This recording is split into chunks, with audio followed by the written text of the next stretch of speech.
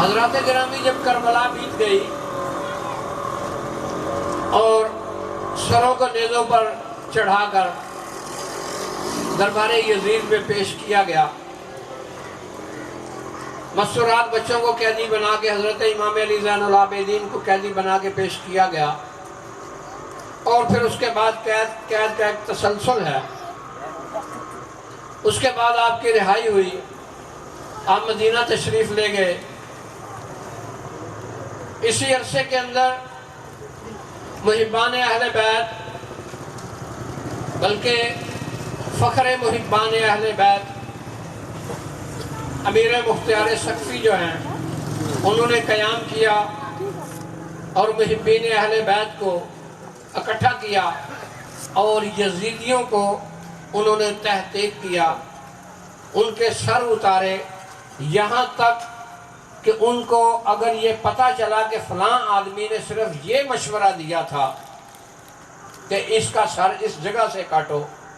تو انہوں نے اس کا بھی سر جو ہے وہ کاٹ کر نیزوں پر چڑھایا۔ اور امیر مختار سقفی ان یزیدیوں کے سر لے کے مدینہ پہنچے۔ 7 ربیع الاول کو مدینہ پہنچے تو وہاں جا کر آپ نے پڑاؤ کر لیا، اور پھر چونکہ وہ جانتے تھے، ان کا عمل جو ہے وہ ثابت کرتا ہے کہ وہ یہ جانتے تھے کہ 8 ربیع الاول کو چونکہ حضرت امام حسن عسکری جو ہے ان کی شہادت ہے، تو میں اس شہادت کے موقع کے اوپر یہ سر لے کے پیش نہیں ہو سکتا۔ تو وہ یعنی گزشتہ دن جو گزرا وہ 8 ربیع الاول تھی، تو وہ 8 ربیع الاول کو مدینے میں تھے، مگر سرکار مولا حضرت امام علی زین العابدین کے حضور میں وہ سر لے کے پیش نہیں ہوئے۔ 9 ربیع الاول کو آپ نے پیغام بھیجا کہ مختار سقفی تعزیت کے لیے حاضر ہونا چاہتا ہے، تو سرکار مولا حضرت امام علی زین العابدین نے اجازت دی اور آپ ان سروں کو لے کے حاضر ہوئے۔ تو سرکار نے جب سروں کو دیکھا تو کہا امیر مختار، اچھا امیر مختار، یہ جو سر ہیں یہ کیا علی اکبر کے قتل کا بدلہ ہے یا علی اصغر کے قتل کا بدلہ ہے یا انہوں محمد کے قتل کا بدلہ ہے؟ تو امیر مختار سقفی نے کہا کہ سرکار یہ کسی کے قتل کا بدلہ نہیں، میں ان سروں کے بغیر میں سرکار کی بارگاہ میں تعزیت کے لیے حاضر نہیں ہو سکتا تھا، میں صرف تعزیت کے لیے جو ہے یہ سر لے کے آیا ہوں تاکہ میں آپ کے ساتھ تعزیت کر سکوں۔ سرکار نے چچا امیر مختار سقفی سے کہا کہ چچا میں امام کا بیٹا ہوں اور امام ہوں، آپ جو مانگو گے وہ دیا جائے گا، جو سوال کرو گے پورا کیا جائے گا۔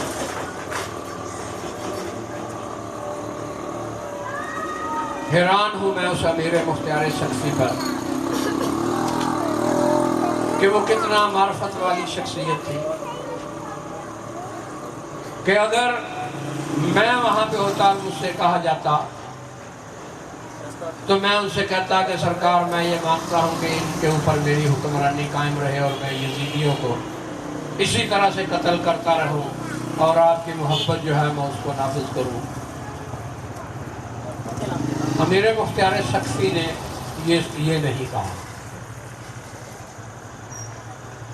انہوں نے کہا کہ سرکار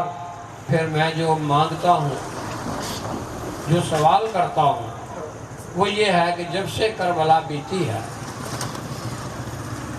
اس گھر کی عورتوں نے، مردوں نے سوگ کا لباس نہیں اتارا، میں یہ مانگتا ہوں کہ سوگ کا لباس اتار دیا جائے،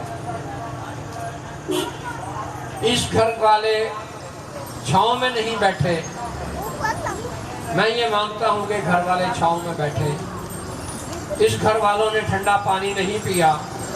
میں یہ مانگتا ہوں کہ ٹھنڈا پانی پیا جائے، مجھے بھی پلایا جائے۔ اس گھر میں آج تک چولہا نہیں جلا، میں یہ چاہتا ہوں کہ یہ چولہا بھی جلے، کھانا بھی پکے اور مجھے بھی کھلایا جائے۔ اور اس گھر کے اندر آج تک کسی کے چہرے پر کربلا بیتنے کے بعد مسکراہٹ نہیں آئی،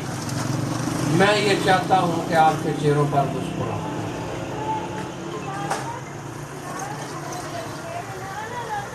حضرت سرکار مولا امام علی زین العابدین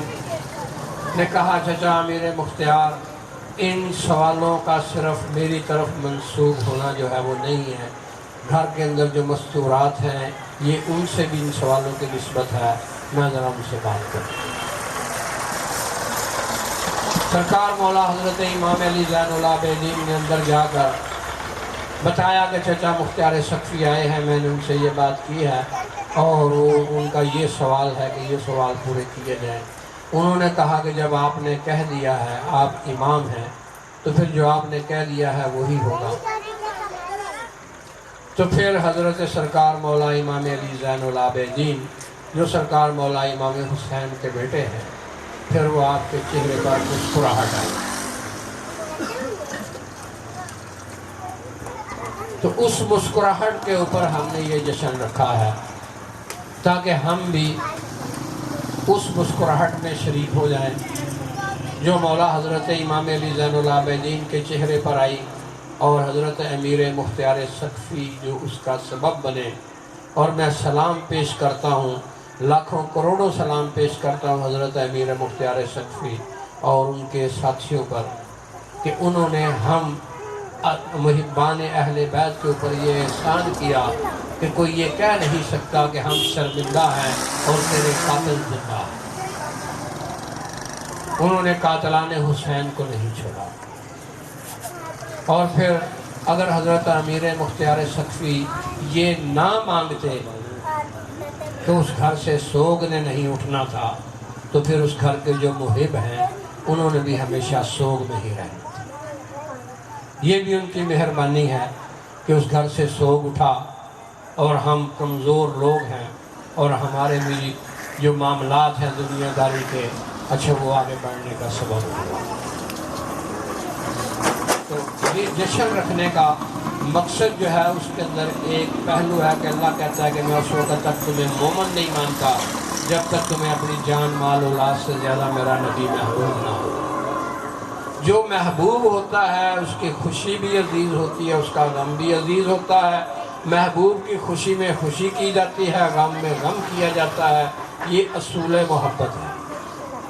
یہ گھرانہ سرکار محمد مصطفیٰ کا ہے، ان کا غم سرکار کا غم ہے، ان کی خوشی سرکار کی خوشی ہے۔ یہ دراصل دیکھنے میں امام علی زین العابدین مسکرائے ہیں، یہ حقیقت میں سرکار محمد مصطفیٰ مسکرائے۔ یہ ان کی مسکراہٹ کے اوپر جو ہے یہ آج جو ہے ہم یہ جشن منا رہے ہیں۔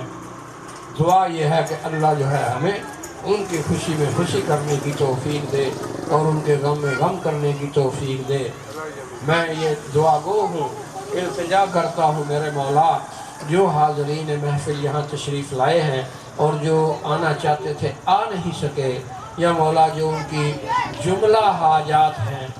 مولا کریم ان کی جملہ حاجات کو اپنے فضل و کرم سے، اپنے شفقت سے، اپنی محبت سے مولا ان کی پوری فرما،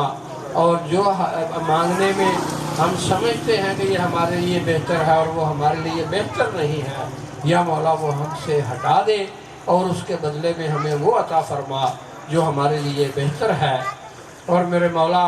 یہاں پر جو لوگ بے اولاد بیٹھے ہیں خصوصاً، اور وہ اولاد کی تمنا رکھتے ہیں، مولا انہیں اولاد نرینہ عطا فرما۔ جو بے روزگار ہیں اور وہ اس وجہ سے پریشان ہیں، مولا ان کی پریشانیوں کو دور فرما۔ اور مولا جو مقدمات میں پھنسے ہوئے ہیں اور لوگوں نے ناجائز تنگ کر رکھا ہے، مولا ان کو بھی خلاصی عطا فرما۔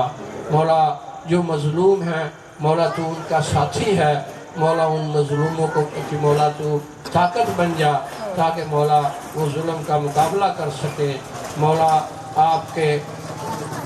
فضل و کرم کے متلاشی ہیں،